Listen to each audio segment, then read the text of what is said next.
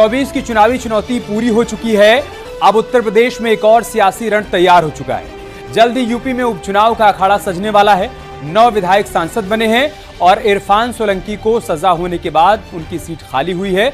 कुल मिलाकर 10 सीटों पर उपचुनाव होना है। एक तरफ बीजेपी ने अपने स्पेशल 40 की टीम तैयार कर खराब प्रदर्शन की समीक्षा करना शुरू कर दिया है, तो वहीं दूसरी तरफ राहुल गांधी और अखिलेश यादव मिलकर उपचुनाव लड़ने की तैयारी कर रहे हैं।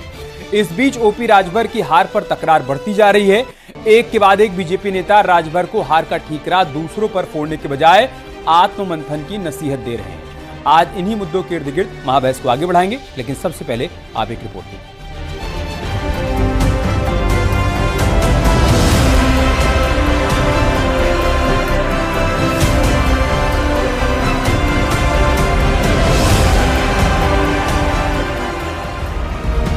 उपचुनाव की बारी, 10 सीटों पर कितनी तैयारी?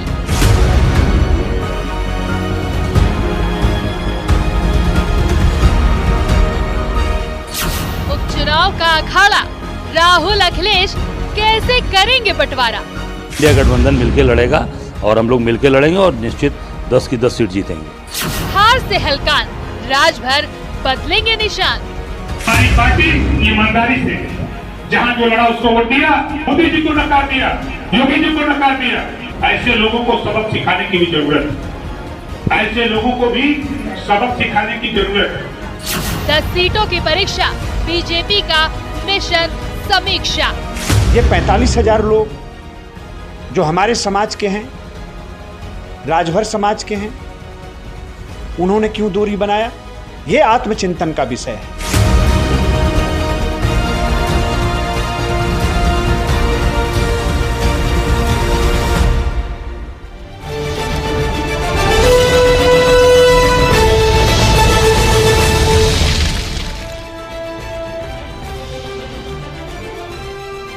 और चलिए चर्चा की शुरुआत से पहले मेहमानों का परिचय आपसे करवा देते हैं। फिलहाल हमारे साथ जुड़ चुके हैं संजय चौधरी जी, प्रवक्ता हैं भारतीय जनता पार्टी के।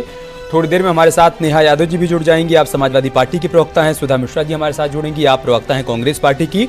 रतिभान त्रिपाठी साहब भी हमारे साथ जुड़ेंगे, आप वरिष्ठ पत्रकार हैं। संजय जी, अगर आपको आवाज मिल पा रही है तो मैं सबसे पहले आपके पास ही आ रहा हूं। आवाज मिल रही संजय जी आपको? नहीं मिल पा रही आवाज, ठीक है, हम जाएंगे उनके पास। लेकिन कुल मिलाकर लोकसभा चुनाव में जो भी प्रदर्शन रहा है, एक तरफ एनडीए गठबंधन का और दूसरी तरफ इंडिया गठबंधन का, उस पर समीक्षा की जा रही है। एनडीए की सभी पार्टियां समीक्षा कर रही हैं जीती हुई सीटों पर क्या क्या फैक्टर रहे जहां पर उनको जीत मिली है, और जिन सीटों पर शिकस्त का सामना करना पड़ा है उसको लेकर भी मंथन का दौर चल रहा है। और वही कवायद इंडिया ब्लॉक में भी चल रही है, क्योंकि आगे 10 सीटों पर उपचुनाव होना है। वहां पर किस तरीके से आगे बढ़ा जाए उसको लेकर रणनीति तैयार हो रही है। लेकिन एनडीए के भीतर जिस तरीके के सुर निकलकर सामने आ रहे हैं, खासतौर से ओपी राजभर का बयान हो, उनके बयान पर जो रिएक्शन बीजेपी के नेताओं की तरफ से आए हैं, उसी पर हम चर्चा को आगे बढ़ाएंगे। संजय जी, मैं आपके पास ही आ रहा हूं।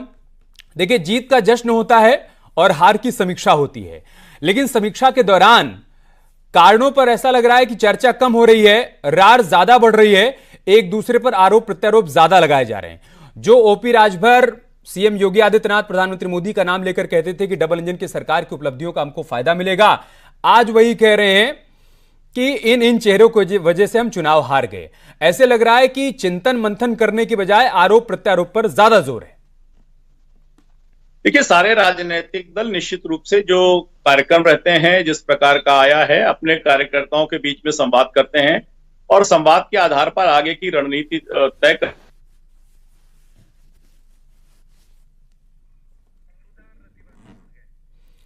ठीक है, संजय जी से संपर्क हमारा नहीं हो पा रहा है, हम दोबारा से आपको कनेक्ट करेंगे। लेकिन सुधा मिश्रा जी हमारे साथ जुड़ चुके हैं और रतिभान त्रिपाठी साहब भी जुड़ चुके हैं। रतिभान जी, मैं आपके पास आ रहा हूं। सर, जिस तरीके के रिएक्शन आ रहे हैं, ओपी राजभर का बयान आया और उसके बाद बीजेपी नेताओं का रिएक्शन सामने आया, ऐसे लग रहा है कि जिन 10 सीटों पर उपचुनाव होना है वहां बहुत मुश्किल लग रहा है साथ साथ चलना, क्योंकि बहुत बेहतर होता कि हार की समीक्षा करते, जो कारण निकल कर आते, जो कमियां रह गई उनको दुरुस्त करते, बजाय उन कमियों को दुरुस्त करने के एक दूसरे के ऊपर हार का ठीकरा फोड़ा जा रहा है। यही समझ पा रहे हैं सर आप?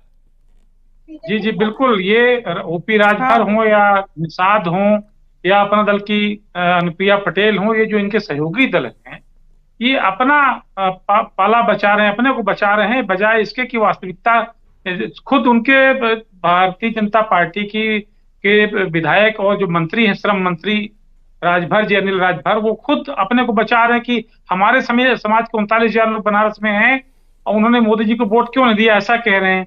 या फिर राजभर कह रहे हैं कि योगी जी को वोट नहीं दिया, मोदी जी को वोट नहीं दिया, ये क्यों ऐसा हो रहा है। तो ये इनकी क्या हैसियत, ये अपनी हैसियत नहीं बता रहे हैं, बजाय इसके भारतीय जनता पार्टी को ही इसमें दोषी ठहरा रहे हैं। तो इनकी अपनी खुद की कमजोरियां हैं, अपनी कमजोरी, छोटे दल अपनी कमजोरियां खुद नहीं गिनाएंगी। वोट इनको नहीं मिला, दारा सिंह चौहान को वोट नहीं मिला, चुनाव हार गए, फिर उनको मंत्री बना दिया भारतीय जनता पार्टी से इस लज्जावश कि इनको ले आए हैं, अगर ये नहीं बनाएंगे तो विपक्ष हंसेगा और ये खुद भी हंसी के पात्र हो जाएंगे। तो भारतीय जनता पार्टी ने अपनी इज्जत की खातिर और इनकी इज्जत की खातिर इनकी मर्यादा बचाई और उनको मंत्री बनाया, लेकिन उसी घोषी में चुनाव हार गए। ओपी राजभर भी का बेटा चुनाव हार गया। तो ये क्या कहेंगे, ये जो इस तरह की स्थितियां हैं, इनमें इन दलों की अपनी कोई हैसियत नहीं। अनुप्रिया पटेल जिस जिले से चुनाव मात्र 33,000 वोट से जीती हैं, उस जिले में 5 सीटें एक अपना दल की और 4 सीटें भारतीय जनता पार्टी की हैं। उसमें ये हालत रही कि महज 33,000 सीटों से जीत पाई, जो खुद केंद्रीय मंत्री थी, एक पार्टी की अध्यक्ष हैं। तो इनकी क्या हैसियत है, चाहे वो निषाद पार्टी के नेता निषाद हों या ओपी राजभर हों या फिर अनुप्रिया पटेल हो, इनकी अपनी खुद की कोई निजी हैसियत नहीं है। भारतीय जनता पार्टी ने ये दिखाने के लिए विपक्ष को कि भाई हमारे साथ भी लोग हैं, पिछड़े समाज के लोग हैं, दूसरी जातियों के लोग हैं, इसलिए उनको अपने साथ जोड़ रखा है। लेकिन ये भारतीय जनता पार्टी, लेकिन जिस तरह की तलखी दिख रही है प्रतिभान सर, जिस तरह की तलखी दिख रही है बयानों में, आपको लग रहा है कि उपचुनाव तक ये साथ बरकरार रहेगा? प्रतिभान सर, आवाज मिल पा रही है? जिस तरह की तलखी देखने को मिल रही है, आपको लग रहा है कि उपचुनाव तक ये साथ बरकरार रहेगा, या जो हाल 2022 विधानसभा चुनाव के दौरान हमें देखने को मिला था, चुनाव के बाद समाजवादी पार्टी के साथ जो दल जुड़े थे वो धीरे धीरे करके छिटक गए, उसमें ओपी राजभर भी थे, केशव मौर्य भी थे, आरएलडी भी थी, वही स्थिति आप देख पा रहे हैं इन 10 सीटों पर उपचुनाव से पहले कि ओपी राजभर भी छिटक जाने वाले हैं, या जैसा आप अनुप्रिया पटेल का जिक्र कर रहे हैं? मतलब क्या स्थिति आगे आप देख पा रहे हैं उपचुनाव के दौरान? मैं इसको इस रूप में देख रहा हूं कि ये लोग कहीं जाने वाले नहीं हैं, इनके साथ मंत्री पद जुड़ा हुआ है, चाहे ओपी राजभर हो, चाहे दारा सिंह चौहान हो, चाहे अनुप्रिया पटेल हो। अनुप्रिया पटेल तो पूरा सपरिवार लाभान्वित है, उनके पति यहाँ यूपी मंत्री हैं, वो केंद्रीय मंत्री हैं। तो ये लोग छोड़कर कहीं नहीं जाएंगे, दोषारोपण करेंगे, जैसे तैसे रहेंगे। इनको पूछेगा कौन? सत्ता से बाहर हो जाने पर इन्हें कोई नहीं पूछेगा, इनकी कोई हैसियत बचेगी नहीं, लिहाजा ये यही आरोप लगाएंगे, यही बचाव करेंगे और भारतीय जनता पार्टी के ही साथ रहेंगे, कहीं जाने वाले नहीं, गठबंधन नहीं टूटेगा। लेकिन ये हार के वास्तविक कारण है जिन पर भारतीय जनता पार्टी को और सहयोगी दलों को मंथन करना चाहिए। वास्तविक कारणों पर न जाकर आरोप प्रत्यारोप की राजनीति चल रही है, ये ठीक नहीं है। ये गठबंधन की सेहत ठीक नहीं है, इनके भविष्य के लिए भी ठीक नहीं। ओके सुधा जी, थोड़ी देर पहले बड़ी खबर सामने आई कि राहुल गांधी जी रिटेन रखेंगे रायबरेली की सीट और वायनाड सीट वो छोड़ रहे हैं, वहां से प्रियंका गांधी चुनावी मैदान में उतरेंगी।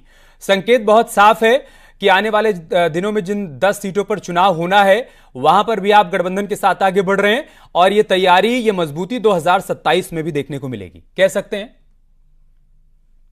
जी बिल्कुल, जिस तरह से कयास लग रहे थे, जिस तरह से चुनाव के पहले बातें हो रही थी और सोशल मीडिया जो आपके भाजपा का जो आईटी सेल है वो जिस तरह से चीजों को बरगलाने और जिस तरह खबरों को आधा अधूरा करके पेश करने की कोशिश करता है, उसमें तस्वीर साफ थी कि इसके पहले भी जब स्मृति ईरानी जी का बयान हो या इनके अन्य मंत्रियों का बयान हो या किसी भी नेता का बयान उठाकर देख लेंगे तो उन्होंने सिर्फ आरोप प्रत्यारोप ही लगाए हैं हमारे नेताओं के ऊपर। और हर बार, इस बार चुनाव में, इसके पहले हमें लगता था कि जिस तरह से राजनीति करते हैं उस तरह राजनीति में जवाब देना जरूरी है, लेकिन हमें समझ में आया कि ऐसे लोग जो सिर्फ झूठ बरगलाते हैं, झूठ फैलाते हो, उनकी हर बात का जवाब देना जरूरी नहीं है। अपने काम से काम रख के जनता के साथ जुड़ने की कोशिश है। गठबंधन के साथ जब हमने अपने लोगों के चेहरे, जो हमारे उत्तर प्रदेश या पूरे भारत की बात की जाए, जो लोकसभा चुनाव में हमने जब गठबंधन के साथ अपना शुरू किया अपना कार्य जनता के साथ जोड़ने के लिए, मोदी के चेहरे पे बात नहीं हुई, उनके जुमलों की बात नहीं हुई। और यहाँ तक कि आप देखिए उत्तर प्रदेश में जो चुनाव का परिणाम आया है, आपने अयोध्या के बारे में लोगों ने किस किस तरह से अनर्गल बयान किए। किस किस तरह से बातें की गई और कौन कौन सी बातें और उसकी अफवाहें फैलाई गई। यहाँ कहा गया कि हम लोगों ने परसेप्शन क्रिएट किया। सोचिए, इस देश में पिछले 10 वर्षों में जो बार बार कहा था कि मोदी जी का चेहरा, मोदी जी के ऊपर, मोदी जी के चेहरे पे चुनाव होता है, मोदी जी की बात कोई नहीं मान रहा था। इनके जो नेता थे जिन्होंने स्वयं कहा कि 400 पार आएगा और हम संविधान बदलेंगे, वो बात मान के जनता हमारे साथ जुड़ी, क्योंकि जाहिर सी बात है ये लोग जो भी दलित हैं, गरीब हैं, आर्थिक रूप से पिछड़े हैं, उनके साथ न खड़े होकर इनकी राजनीति है कि कुछ लोगों को इस देश में आगे बढ़ाया जाए और उसी को विकास कहा जाए। जनता हमसे जुड़ी, हमने साथ मिलकर काम किया गठबंधन में। और जो आप अभी इनके बीच में क्या वो रार नहीं है, एक्चुअल में इनके जो स्वार्थ के संबंध हैं वो कैसे निकलेंगे। इनका जो भी गठबंधन है, जितने लोग जुड़े हुए हैं, बताइए कौन सी विचारधारा पे गठबंधन है। यहाँ फायदा तो यहाँ, वहां फायदा तो वहां। तो जाहिर सी बात है जब फायदे की राजनीति होती है तो वहां पे इस तरह के रार आपको सुधा जी, इस पर तो फिर वो भी एग्जाम्पल दे सकते हैं पंजाब का, फिर वो एग्जाम्पल दे सकते हैं पश्चिम बंगाल का, कहीं का भी। ना सुनिए, वो एग्जाम्पल कहीं का दे। मैंने कहा ना, जनता से जुड़ाव के बाद अफवाहों पे ध्यान देने से अच्छा काम किया जाए। हमने काम करके दिखाया। और आप ये कह रही हैं कि हमने गठबंधन स्वार्थ की वजह से नहीं किया, उन्होंने स्वार्थ की वजह से किया, यही कह रही हैं आप? नहीं, हमने कहा ना कि संविधान को बदलने की लगातार बात कर रहे थे। हम जानते हैं कि इस देश की आत्मा है संविधान, कैसे बदल देंगे ये? और जनता ने बताया कि इस देश में संविधान के हाथ में ताकत है, पक्ष और प्रतिपक्ष है। जो इंडिया ब्लॉक में जितने भी दल जुड़े थे वो सब देश के लिए जुड़े थे, वो स्वार्थ के लिए नहीं जुड़े थे। लेकिन एनडीए में जो लोग जुड़े थे वो स्वार्थ के लिए जुड़े थे। जवाब दीजिए संजय जी इस पर आप। देखिए, सारी बातों पर मैं समझता हूं कि जो बातें कही हैं उन पर मैं सिलसिलेवार ढंग से जवाब देना चाहूंगा। रही बात इनके गठबंधन की, तो चुनाव के बाद जो बैठक हुई उसमें ममता बनर्जी नहीं आई। ये इस बात का संकेत है कि गठबंधन की जमीनी हालत क्या है। आज दिल्ली के अंदर कांग्रेस पार्टी आम आदमी पार्टी की सरकार के खिलाफ खड़ा फोड़ रही है, पानी के लिए प्रदर्शन कर रही है। ये बताने के लिए पर्याप्त है कि चुनाव का परिणाम आते ही ये गठबंधन छिन्न भिन्न हो गया है। और इन्होंने जो वादे किए थे जनता से, इन्होंने कहा था कि हम महंगाई कम करेंगे, इनका असली चेहरा सामने आ गया है। हमने कर्नाटक में देखा है कि कैसे ही चुनाव परिणाम आने के बाद महंगाई को बढ़ाने के लिए पेट्रोल और डीजल के दामों को बढ़ा दिया है। और ये इनकी हमेशा की रीत रही है कि चुनाव लड़ेंगे महंगाई के नाम पर और चुनाव जीतने के बाद जनता पर महंगाई का ठीकरा फोड़ेंगे, महंगाई बढ़ा देंगे। हमने कर्नाटक में अभी नहीं, हमें नहीं भटकना है और संजय जी, हमें कर्नाटक और दिल्ली पर नहीं भटकना है। हम इसी पर फोकस रख रहे हैं कि उत्तर प्रदेश की जिन 10 सीटों पर उपचुनाव होना है वहां आप लोगों की क्या रणनीति रहेगी। आप ये कहकर तो नहीं बच सकते ना कि उनके घर में भी तो लड़ाई चल रही है, दिल्ली में मटका फोड़ रहे हैं, पंजाब में लड़ रहे हैं, पश्चिम बंगाल में लड़ रहे हैं। आपके घर में जो लड़ाई चल रही है, हार के बाद मंथन करने के बजाय कि जिन सीटों पर हमारी हार हुई चलिए उस पर मंथन करते हैं, चिंतन करते हैं, हार के कारणों को तलाशते हैं, एक दूसरे पर आरोप प्रत्यारोप ज्यादा नहीं हो रहा है। ऐसे कैसे आप तय कर पाएंगे कि आप अयोध्या में क्यों शिकस्त खा गए? ऐसे कैसे आप तय कर पाएंगे कि आप घोसी में क्यों शिकस्त खा गए? अगर ओपी राजभर कहेंगे कि आपकी वजह से हार गए और आप कहेंगे कि नहीं उनके वोट हमारी तरफ ट्रांसफर नहीं हो पाए, तो इसका मतलब यह संकेत है कि आगे आप लोग साथ नहीं चलने वाले हैं। नहीं, आगे साथ नहीं चलने वाले हैं, लेकिन जो राजनीतिक गठबंधन साथ में नहीं चल रहा है, चुनाव के आते ही, चुनाव के परिणाम के आने की बाद ही तो कांग्रेस ठीकरा फोड़ रही है दिल्ली में। चुनाव के परिणाम आने के बाद ही तो महंगाई को बढ़ा रही है कर्नाटक में, और ऐसा पहले भी करती रही है। यानी कि हाथी के दांत खाने के और हैं, दिखाने के और हैं। इससे जनता में निश्चित रूप से उन राजनीतिक दलों का जो चुनाव में आने के लिए वादा कुछ करते हैं लेकिन वादा उसको पूरा नहीं करते हैं, बल्कि उनके विरोध में काम करते हैं। देखिए, अब तो चुनाव परिणाम आ गया, जनता देख रही है कि भारतीय जनता पार्टी संविधान को बदलने वाली नहीं है।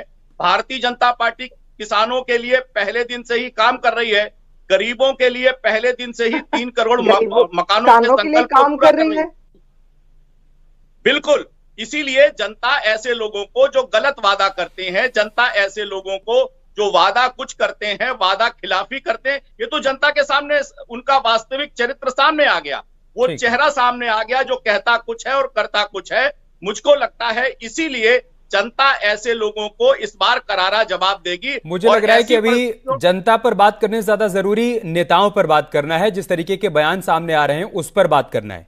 अशोक जी, ये साथ चलता रहेगा, समाजवादी पार्टी से अशोक यादव जी हमारे साथ हैं, ये साथ चलता रहेगा लोकसभा चुनाव के बाद, उपचुनाव में भी, 2027 के विधानसभा चुनाव तक, या जो स्थिति हमें 2022 विधानसभा चुनाव के बाद देखने को मिली थी कि कुछ सीटों पर कांग्रेस पार्टी ने तो आपको सपोर्ट किया, जैसा कि घोसी सीट पर अजय जी का बयान सामने आया था कि वहां पर तो हमने सपोर्ट किया, लेकिन समाजवादी पार्टी ने हमको बागेश्वर सीट पर सपोर्ट नहीं किया, समाजवादी पार्टी ने हमको एमपी में सपोर्ट नहीं किया।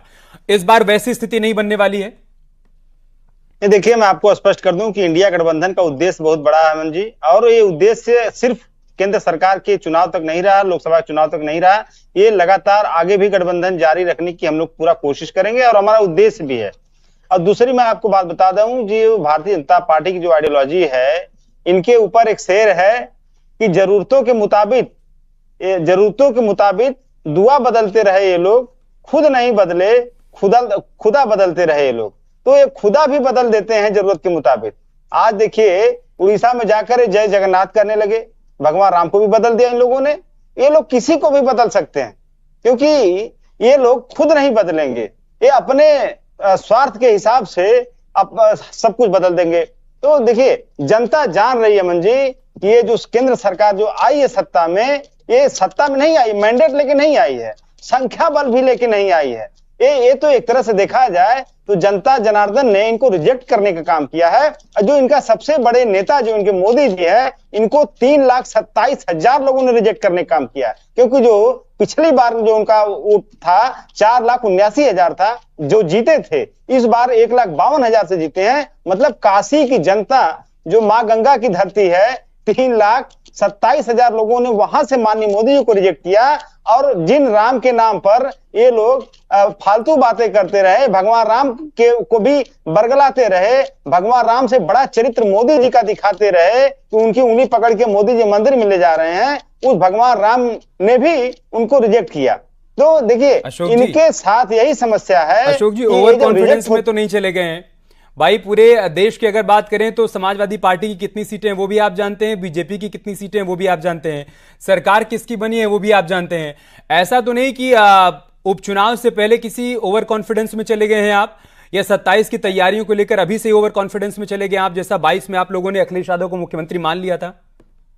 नहीं, देखिए, हम लोग ओवर कॉन्फिडेंस में नहीं है, लेकिन जनता जरूर ओवर कॉन्फिडेंस में है कि जो मैंडेट उसने दे करके मोदी जी के पैरों से जमीन खींच ली, वो जनता कॉन्फिडेंस में है कि हम लोग 2022 में पेपर लीक करने वाली सरकार को उखाड़ के फेंक देंगे, अग्निवीर देने वाली सरकार को उखाड़ के फेंकने का भी जनता ने प्रयास किया। और मुझे लगता है कि चंद महीनों या कुछ दिनों बाद हो सकता है कुछ ऐसे लोग उनके साथ हैं जिनके पीठ में ये लोग पूर्वज भी छुरा भोंक चुके हैं, चाहे वो नायडू साहब हो चाहे नीतीश जी हो। तो कब तक ये सरकार चलेगी, ये तो भगवान है मालिक है इसका। लेकिन उत्तर प्रदेश को लेकर के मैं आपको बता दूं कि उत्तर प्रदेश की जनता जिस तरह से लोकसभा चुनाव में योगी सरकार को नकारा है, इसी तरह से विधानसभा चुनाव में नकारेगी, क्योंकि जनता जान रही है कि उसके बच्चों का भविष्य भारतीय जनता पार्टी की सरकारों में अंधकारमय है। और संजय जी, आपका जवाब। लगातार ऐसा हो रहा है। ठीक है संजय जी, आपका काउंटर। देखिए, इस तरह की बात मैंने कहा ना कि असली चरित्र उजागर होने के बाद जनता देखेगी कि राजनीतिक दल क्या कह रहे थे और राजनीतिक दल क्या कर रहे हैं। आज देश की वास्तविक स्थिति है कि कांग्रेस अपने न्यूनतम राजनीतिक स्तर पर जो तीसरा उसका हाईएस्ट लोअर उसका जो प्रदर्शन है वो जनता के सामने है। तो जनता निश्चित रूप से चुनाव के परिणाम के बाद राजनीतिक दलों की विश्वसनीयता का परीक्षण करेगी।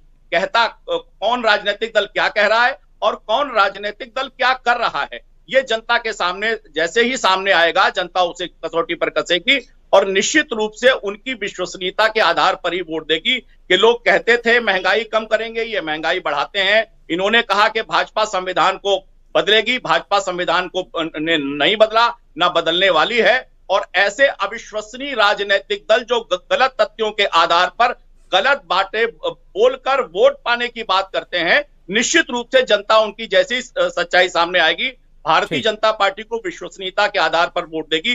भाजपा के सहयोगी अगर विचार विनिमय के आधार पर कुछ मत भिन्नता की बात भी कर रहे होंगे, लेकिन वो उनके साथ खड़े हैं और इंडी गठबंधन के लोग उनके साथ छोड़कर उन पर आरोप लगा रहे हैं। ये देश की खड़े हैं क्योंकि वो जो कुछ बोल रहे हैं उसको आप सुन रहे हैं और उनको खड़े होने का मौका दे रहे हैं। इस पर मैं फिर से आऊंगा आपके पास, लेकिन सुधा जी कुछ कहना चाहती हैं।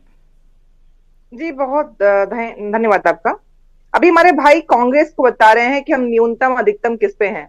आप देखिए पिछले 10 वर्षों में सरकार होने के बावजूद यशस्वी प्रधानमंत्री जो आपके साथ थे, जिनके चेहरे पे आपने चुनाव लड़ा, उनके होने के बावजूद 272 का आप अंक पार नहीं कर पाए हैं। और जो आप विश्वसनीयता की बात कर रहे हैं, शिक्षा मंत्री आके बोलते हैं 4 दिन पहले कुछ नहीं हुआ है नीट के मसले पे, और कल कहते हैं शाम को कि कहीं ना कहीं धांधली हुई है।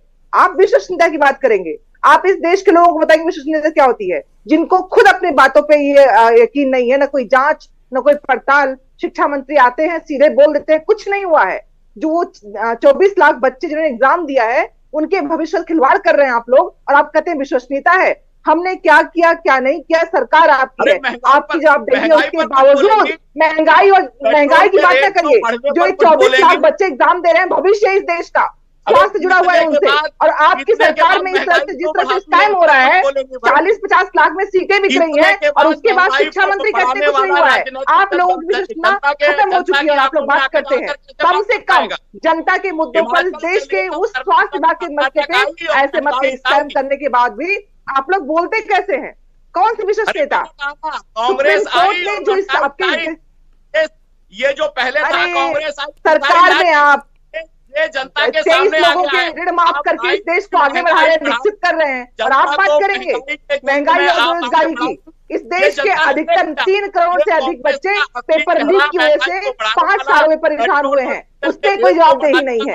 वो बच्चे जंतर मंतर पे खड़े सुधा जी, वो महंगाई वाली बात इसलिए कह रहे हैं ना, वो कह रहे हैं कि आप नहीं सुधा जी, वो ये कह रहे हैं कि आपने महंगाई का मुद्दा चुनाव के दौरान खूब उठाया था और कहा भी था कि खटाखट सारी समस्याओं का समाधान होगा, पैसे भी आ जाएंगे। वो कह रहे कर्नाटक में आपने पेट्रोल और डीजल का दाम क्यों बढ़ा दिया? अरे कर्नाटक में आपकी सरकार है सुधा जी, वहां नहीं आपकी सरकार। कर्नाटक छोड़िए, राज्य का बटा हुआ है, देश से बाहर है क्या? अच्छा, देश से बाहर है क्या? मतलब कर्नाटक में अगर दाम बढ़े तो कोई दिक्कत नहीं कह रही आप? नहीं, कर्नाटक इस देश से बाहर है क्या? कर्नाटक की महंगाई का जिक्र नहीं करें कर्नाटक को अलग कर देगी क्या? कर्नाटक की महंगाई का जिक्र नहीं करें, यही कह रही है? हिमाचल की लेकिन इस देश में सारी सत्ता जिसके हाथ में है, जो स्कैम पे स्कैम किए जा रहा है। बाकी राज्यों में तो नहीं बढ़ गए ना पेट्रोल डीजल के दाम, आपने बढ़ा दिया इसीलिए वो सवाल कर रहे हैं। कोई बात नहीं, ठीक है। मध्य प्रदेश और हरियाणा नहीं दिख रहा है। नहीं, वहां पर नहीं वैट बढ़ा दिया गया ना, वहां पेट्रोल डीजल के दाम नहीं बढ़ गए ना, आपने बढ़ा दिया इसलिए महंगाई पर उन्होंने सवाल किया। तो मध्य प्रदेश अच्छा कोई बात नहीं, आपके राज्य में महंगाई नहीं है, कोई बात नहीं। कर्नाटक बांटना है क्या इस देश से? नहीं, बांटना नहीं है।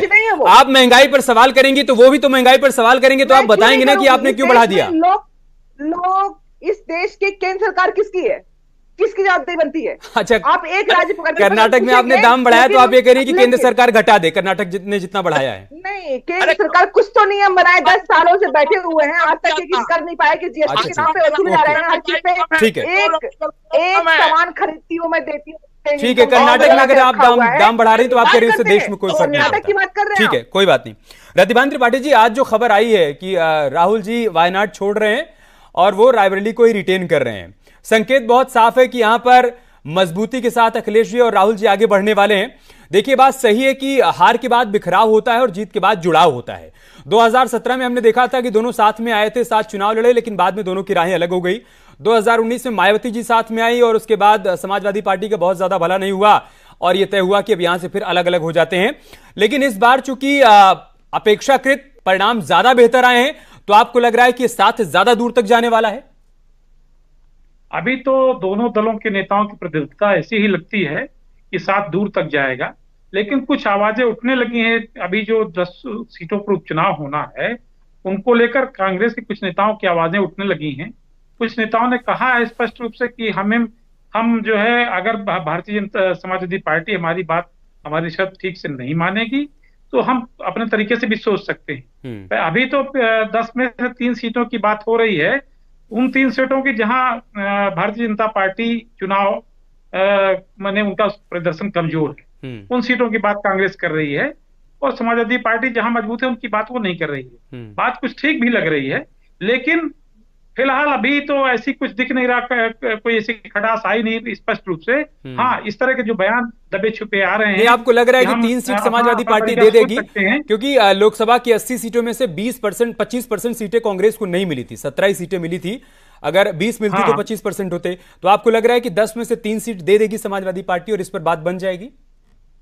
अभी तो ये इनिशियल कहना होगा कि समाजवादी पार्टी की भी अपनी मजबूरी है, उसे अगला चुनाव 2027 का चुनाव भी देखना है। ठीक। तो वो छोटे मोटे मामलों को निवारण करिए। छोटा मोटा मामला ये होगा, 10 में से अगर 3 सीटें मांग रहे हैं तो बहुत बड़ी मांग नहीं है। ओके, वो दे भी सकते हैं, क्योंकि उन्हें आगे का चुनाव देखना 2027 वाला। जल्दी से अशोक जी बड़ा दिल दिखाएंगे, पार्टी फिर मैं आपके पास आ रहा हूँ। नहीं है कि कांग्रेस अशोक जी बड़ा दिल दिखाएंगे 27 को ध्यान में रखते हुए जोड़ सके, इसलिए वो स्वाभाविक रूप से अमन जी, अपने साथ बड़ा दिल छोटा दिल की बात नहीं है। हम लोग दोनों पार्टियां बड़ा दिल दिखाते हुए साथ थे, साथ रहेंगे। सीट शेयरिंग का कोई मसला नहीं है। इसके पहले लोकसभा चुनाव में आपने देखा कितना उठापटक हुई थी, लोग तमाम आरोप लगाए, लेकिन हम लोग लगातार कहते रहे कि हमारे कांग्रेस और इंडिया गठबंधन के जितने भी घटक दल है, सीट शेयरिंग के लेकर के गठबंधन नहीं टूटेगा। ये चीज आगे भी जारी रहेगी। देखिए, सवाल 2 सीट 3 सीट का नहीं है, सवाल है हमें एक मैसेज देना है कि हम यूनाइटेड हैं, हम लोग एक साथ हैं। और एक साथ जब तक, कहावत है ना, संघे शक्ति कलयुगे, कलयुग में जब तक आप ऑर्गेनाइज नहीं रहेंगे, जब तक आप 5 उंगलियां मिला के मुट्ठी नहीं बनाएंगे, आप पावरफुल नहीं हो सकते। तो इसलिए हम लोग इंडिया गठबंधन सारे घटक दल एक साथ रहेंगे। संजय जी क्या करिएगा ओपी राजभर का, क्या करिएगा संजय निषाद का? क्योंकि ओपी राजभर को लेकर मैं एक बात एकदम ईमानदारी से बता दूं, मैं घोसी गया था, वहां पर बीजेपी के तमाम नेताओं और कार्यकर्ताओं में इस बात को लेकर गुस्सा था कि समाजवादी पार्टी के साथ रहते हुए उन्होंने जितना कुछ कहा था वो भूले नहीं है, और अभी तो आपके साथ रहते हुए उन्होंने कहना शुरू कर दिया है। तो क्या करेंगे आगे, क्लियर बताइएगा। नहीं, निश्चित रूप से भारतीय जनता पार्टी अपने साथी के गठबंधन के साथ रहेगी और निश्चित रूप से भारतीय जनता पार्टी कमबैक करेगी। उपचुनाव का परिणाम बता देगा कि भारतीय जनता पार्टी उत्तर प्रदेश की जनता के साथ न्याय करती है और विपक्ष का बना हुआ गठबंधन कहती कुछ है, करती कुछ है। और देश के अंदर महंगाई बढ़ाने का एकमात्र कारण कांग्रेस पार्टी है। ये कांग्रेस के चरित्र से पूरे देश में तय हो गया है कि ये जिस भी राज्य में आएगी महंगाई को बढ़ाएगी। कहने की कोई बात, करने की कोई बात। यही कांग्रेस जब मजबूत होती है तो कहती है कि मध्य प्रदेश में एक भी सीट नहीं देगी। अभी कांग्रेस पर बात करने से कहीं ज्यादा जरूरी आपके लिए सहयोगी दलों पर बात करना है, जो कि अभी समीक्षा पूरी नहीं हो पाई और अपनी तरफ से वो बयान देकर एक दूसरे पर ठीकरा फोड़ रहे हैं। समय हमारे पास इतना ही था। बहुत बहुत शुक्रिया आप सभी का हमारे साथ जुड़ने के लिए, इस चर्चा का हिस्सा बनने के लिए। त्योहार के बाद समीक्षा का दौर जारी है और इन्हीं सब के बीच में बयान भी सामने आ रहे हैं, उन बयानों में तल्खी भी सामने आ रही है। तो देखना होगा कि इस तल्खी का आने वाले दिनों में परिणाम क्या देखने को मिलता है। क्या सब साथ साथ रहते हैं, आगे तक चलते रहते हैं, आगे बढ़ते रहते हैं, या कोई बिखराव देखने को मिलता है। बहुत बहुत शुक्रिया आप सभी का हमारे साथ जुड़ने के लिए। महाबली।